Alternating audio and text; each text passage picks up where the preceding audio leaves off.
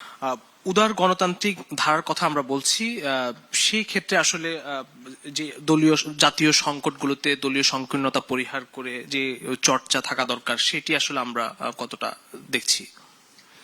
হ্যাঁ, ধন্যবাদ আবারও।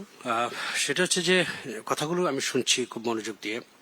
দেখুন, একটা বিষয় যে অশ্লীলতা বা বাজে শব্দ, এগুলো কিন্তু পৃথিবীর কোনো জাতি গ্রহণ করে না। আপনি ওয়েস্টার্ন ওয়ার্ল্ডের দিকেও থাকার, আমরা কথায় কথায় বলি, আমরা আমাদের দেশ আগেও শুনতাম 17 বছরে যে ইউরোপ আমেরিকা হয়ে যাচ্ছি, কিন্তু ইউরোপ আমেরিকার আচরণ নিচ্ছি না আমরা।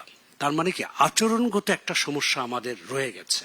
আমি যেটা আগেও বলেছি যে এটা কিন্তু একটা পার্ট, একটা বৃহত্তর একটা মানে আগ্রাসন। আমাদের এই যে সার্বভৌমত্ব বলেন, আমাদের সংস্কৃতি বলেন, সমস্ত কিছুর উপর একটা আগ্রাসনের কিন্তু একটা পরিকল্পনা নিয়ে এটা একটা পার্ট, যে কিভাবে সূক্ষ্মভাবে সমস্ত কিছু ধ্বংস করা যায়। এখন আমাদের চলচ্চিত্র ধ্বংস, আমাদের সাহিত্য ধ্বংস, আমাদের গান বাজনা ধ্বংস, আমাদের মানে কালচারাল অনেক এলিমেন্টস আমাদের ধ্বংস। এখন বাকি আছে কি? আমাদের বাকি আছে হচ্ছে আপনার এই রাজনীতিটাকে, এটাকে ধ্বংস করতে হবে। এবং আপনি দেখেন যে পৃথিবীতে, আপনি যদি একটু অন্যভাবে বলি, যে যে কোনো সৃষ্টিতে কিন্তু কিন্তু আবর্জনা তৈরি হয়। যে কোনো কিছু সৃষ্টি যদি আপনি করতে চান, কিছু আবর্জনা তৈরি হয়। 1971 সালের আবর্জনা ছিল রাজাকার, আলসামস, আলবদর, এগুলো আবর্জনা আমাদের। এই 24-এ দেখলাম আরেক ধরনের আবর্জনা তৈরি হয়েছে, সেটা হচ্ছে বেয়াদব। বেয়াদবি কিন্তু পৃথিবীর কোনো সভ্য সমাজে গ্রহণ করে না।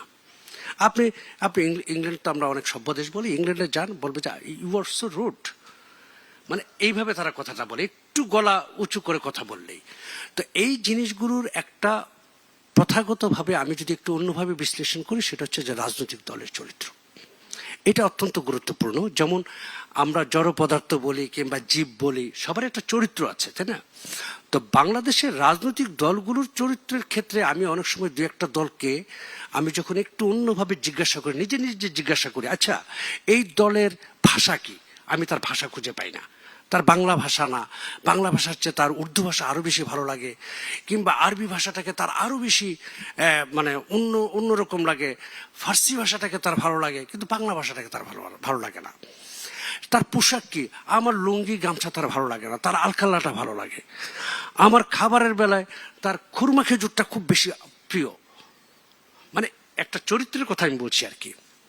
তো এইরকম ভাবে, বিভিন্ন ভাবে আমরা যদি একটা দলগুলোর চরিত্র বিশ্লেষণ করি, সেখানেও কিন্তু এক ধরনের মানে আমরা চরিত্র দেখতে পাই না, আমাদের দেশের চরিত্র দেখতে পাই না, অন্য কোনো চরিত্র দেখতে পাই। তো যেই কারণে যেটা আমার কাছে মনে হচ্ছে যে এই যে শব্দ প্রয়োগগুলো, বিকজ যেহেতু এই দলগুলোর চরিত্রের একটা সমস্যা, আমার কাছে যেটা মনে হয় একদম সাংঘাতিক ধরনের একটা চারিত্রিক সমস্যা আছে এই দলগুলোর। এবং এটা সেটা নতুন দল বলি, পুরনো দল বলি, এইটা গ্রহণযোগ্য না, এবং এগুলো কঠোরভাবে দমন করতে হবে। সারা বিশ্বে কঠোরভাবে দমন করে ভাই, it's not only Bangladesh. But দমনটার জন্য গত 17 বছর হাসিনার দমন না হয়, যে একচেটিয়া দমন, বাট আইন থাকবে না। আপনি যেমন ওই যে মির্জা আব্বাসের কথাটা বলা হলো, মির্জা আব্বাসের এগেনস্টে একটি ছেলে যা তা বলে সম্মুখে, এটা তো কোনো ব্যালেন্স হলো না। আপনি একটা নির্বাচন করছেন, দুজন প্রার্থীর ব্যালেন্সটা ঠিক হলো না, যা তা বলে বেড়ালো, এবং পুরোটা সময়। তা আপনি এটাকে কি বলবেন? এটা কি আইনগতভাবে রাইট? তো এই বিষয়গুলো আমরা যদি ধরি, যেহেতু আমরা ডে 1 থেকে এগুলোকে প্রটেক্ট করে নিই, যে কোনো অশ্লীলতা বেড়ে চলছে, এবং অশ্লীলতা এমন একটা পর্যায়ে গেছে, সেটা রাজনৈতিক দল একে অপরের সাথে না, শুধু এখন ব্যক্তিগত পর্যায়ে চলে গেছে।